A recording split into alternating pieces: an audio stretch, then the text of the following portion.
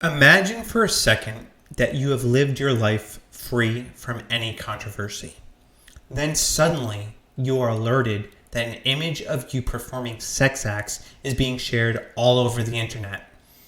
The only thing is, you've never done such an act. You've never done anything close to porn, but yet there's an image spreading rapidly online with your exact likeness. You want it to stop. You try to shut it down, but it's too late. The damage has been done. This is the reality of deepfake AI pornography.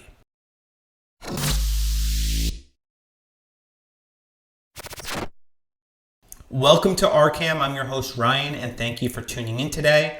Before we get into today's episode, please help me break the algorithm by liking, subscribing, and clicking that notification bell to stay up to date on our latest videos. As I was thinking about how to cover this story, I thought about technology and how when new technology emerges, we always take something that can be used for incredible good and then use it for evil, like making artificial versions of people having sex online.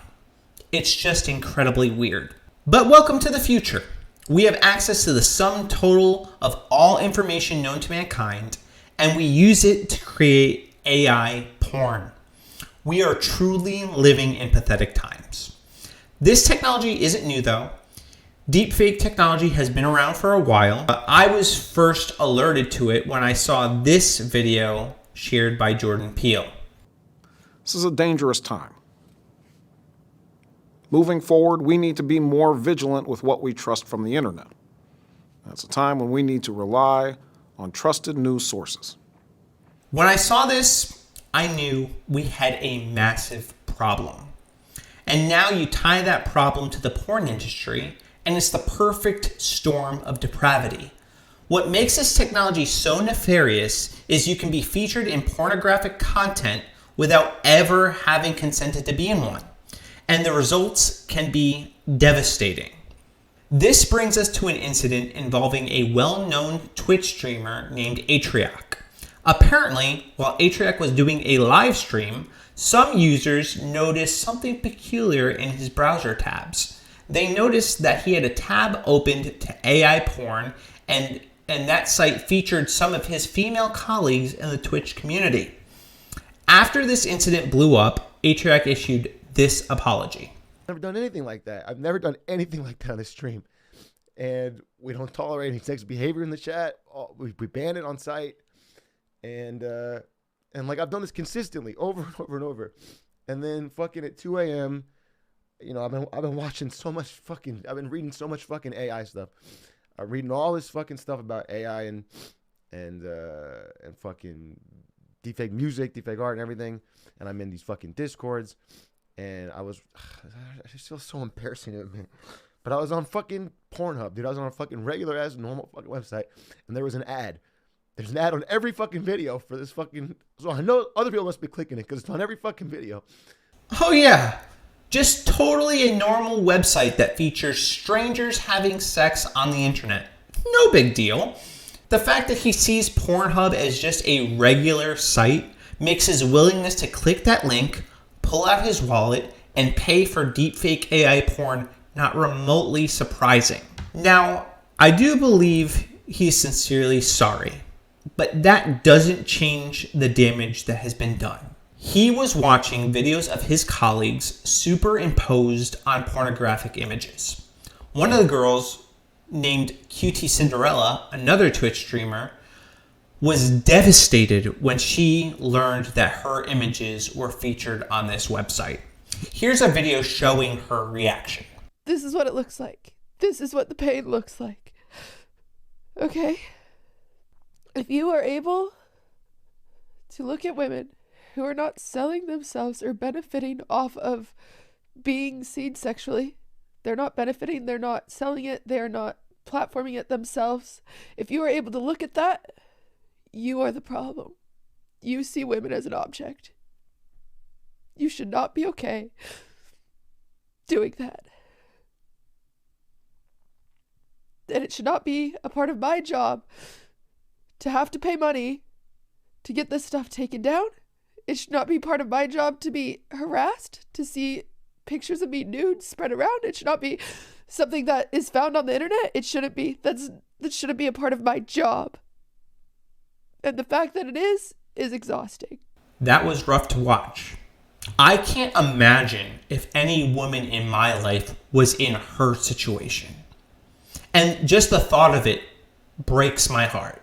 She rightly identifies those who look at this content as being the problem. And if you are a man looking at AI generated porn, let me tell you, you are the problem. And she's right when she calls you out and says that you see women as objects. You do. But it's not just wrong to look at women who didn't consent, but also to the women who did consent. See, she implied that it would have been all right to create AI porn using someone's image if they were benefiting from it. I don't believe that's true. My stance is pornography in any form is wrong. Whether it's real pornography or AI pornography, it's all wrong. It's an exploitive industry that's culmination of depravity, has opened Pandora's box, and now it can't be closed. And here we are. And the fact that it's AI pornography only compounds this problem because now anyone's image can be used to create this type of content. Your wife, your family, your children, friends, and colleagues. No one is safe from this type of exploitation unless you have no internet presence. And let's be real though, that's nearly impossible living in modern times. And as this tech develops, it's only going to improve. What is easily detectable now will soon be nearly impossible to detect. No one will be able to tell what is real and what is fantasy. Here's an example of a photo from an article by the New York Post. It's not perfect, but the imperfections are subtle enough that if you aren't looking for them, you wouldn't notice. And this is what we're seeing in the first year of this technology being widely available to the public.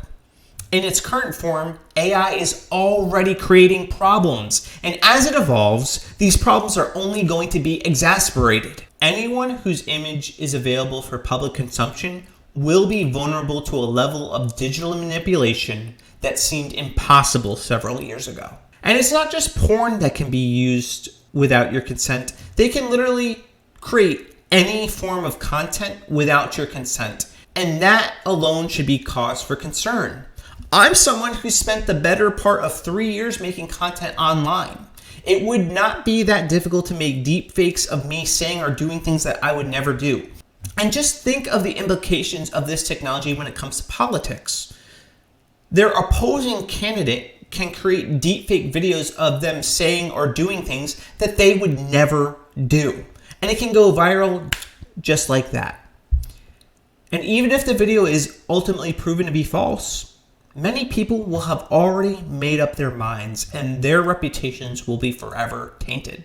This is the type of technology that makes us question the nature of reality itself. And it's going to create an environment where it is going to be nearly impossible to discern between truth and fiction. And there are people who are developing technology to fight against deepfakes, and that's good. And there are going to be legal battles fought to pass legislation. But these are not bulletproof answers. You see, I don't know how to stop this. Sure, we can stop viewing pornography. I certainly think that's going to help. And I also think that we can hold websites accountable that feature this type of content. And my hope is that as a result of this incident with QT Cinderella, that legislation is passed that prevents people from using people's images without their consent. But that's not going to completely solve the problem. As for me and you, we are going to have to be diligent in how we view content. We are going to need to be slow when drawing conclusions. Obviously, there are going to be people who exploit deepfakes for things that actually did happen. But it's all around a good practice to be slow to react when we see images or videos shared on social media. We need to wait until more information becomes available. People's entire lives can be destroyed in an instant if we prematurely pull the trigger. Pandora's box has been opened, and deepfakes are a reality. We live in a world where your image, your likeness, can be used in nefarious ways we never thought possible. And the days of believing what you see just because there's video or audio footage are gone. It's a new world, and we need to be prepared to live in a world where deep fakes are a reality. That's all for now. Thank you for watching. If you like this video, please comment and let me know what you think, and help me break the algorithm by liking, sharing, and subscribing, and clicking that notification bell so you stay up to date on the latest craziness of this world. Have a blessed day. Deuces.